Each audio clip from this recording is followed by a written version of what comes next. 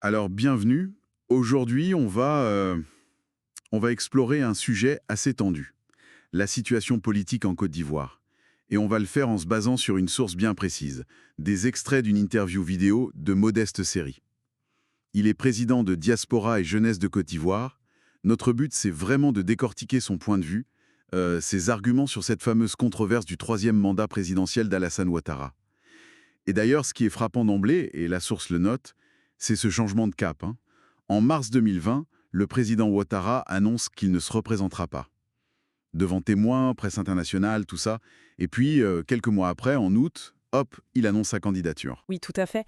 C'est ce revirement qui est au cœur de l'analyse de Modeste Série dans cette interview. Et son interprétation, elle est assez directe, on va dire.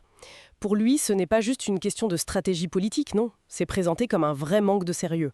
Quelque chose qui mine la crédibilité de la parole présidentielle. Et plus grave encore, selon lui, c'est une violation de la Constitution, la loi fondamentale ivoirienne, avec un risque bien réel d'instabilité, voire même de conflit. On sait que le pays a déjà connu des crises. Oui, c'est un point sensible.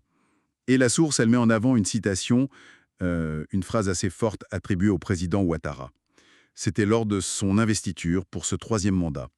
Je préfère mourir au pouvoir plutôt que de mourir en prison. Comment est-ce que M. Seri, dans l'interview, décode ça? Ben, son interprétation, elle est sans ambiguïté. Il lit cette phrase comme une sorte d'aveu implicite, comme si le président craignait la justice une fois qu'il ne serait plus au pouvoir. Le pouvoir vu comme une protection, un parapluie, c'est le terme qu'il utilise. Et il met ça en contraste d'ailleurs avec l'exemple du Ghana voisin. Là-bas, dit-il, les anciens présidents coexistent, il n'y a pas cette tension autour de l'immunité. Donc c'est une lecture qui voit le maintien au pouvoir pas seulement comme une ambition, mais potentiellement comme un besoin d'autoprotection. C'est une analyse assez dure, oui. Et face à ce constat, qu'est-ce que M. Seri propose comme action dans l'interview? Quelle est la suite selon lui? Alors l'appel principal qu'il lance, c'est vraiment un appel à la mobilisation citoyenne. Il plaide pour une opposition pacifique, mais déterminée. Il veut rassembler tout le monde, les jeunes, la diaspora, la société civile, peu importe l'ethnie ou le parti politique. Le but, défendre la Constitution contre ce qu'il appelle clairement un projet illégal. Et il insiste beaucoup sur la responsabilité des Ivoiriens eux-mêmes. C'est à eux, dit-il, de faire respecter leurs lois. Tout en critiquant, c'est vrai, une certaine inaction ou passivité perçue de la communauté internationale, il mentionne la France notamment. D'accord. Et la classe politique ivoirienne elle-même, euh, elle n'est pas épargnée par les critiques dans cette source, j'imagine. Ah non, loin de là. L'interview est assez critique envers certains anciens alliés de Ouattara, ceux qui ont rejoint l'opposition plus tardivement. L'expression qu'il emploie est très imagée, il parle d'un bal des hyènes. C'est assez cru, hein, ça suggère un opportunisme politique, un ralliement de dernière minute, quoi. Et M. Seri les appelle à plus d'humilité. Il pointe ce qu'il considère comme leur incohérence passée, une incohérence qui, selon son analyse, aurait contribué à la situation actuelle. Le bal des hyènes, c'est une image forte. L'interview évoque aussi un aspect plus sombre, plus concret. La violence pendant les manifestations. Qu'est-ce qui est dit là-dessus? Oui, la source mentionne très clairement l'utilisation de ce qu'on appelle en Côte d'Ivoire les microbes. Ce sont souvent des jeunes armés de machettes ou d'autres armes blanches qui s'en prendraient aux manifestants pacifiques. Et M. Seri qualifie cette répression de sauvage, animalière. Il juge ça inacceptable, relevant d'un autre monde, et il en attribue la responsabilité directe au parti au pouvoir, le RHDP, et donc par extension au président Ouattara.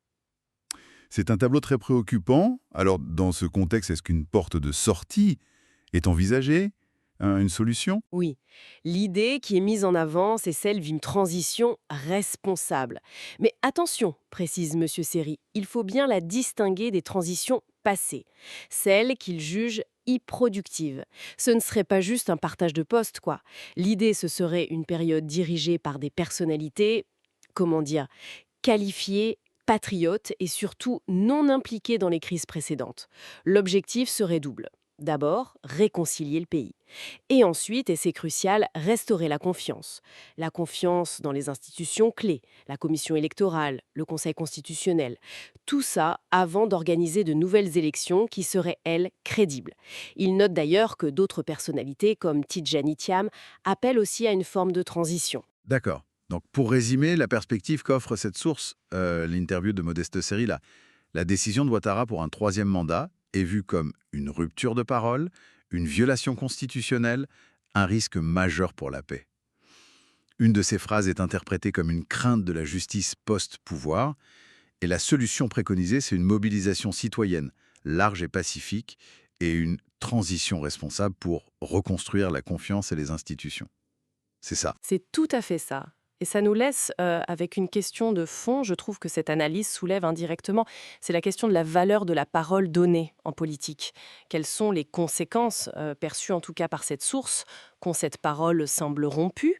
Et ça interroge aussi cette dynamique complexe entre la responsabilité des citoyens d'un pays à défendre leurs propres institutions, et puis les attentes, parfois déçues selon cet intervenant, envers l'action ou l'inaction de la communauté internationale face aux crises internes. Voilà une piste de réflexion.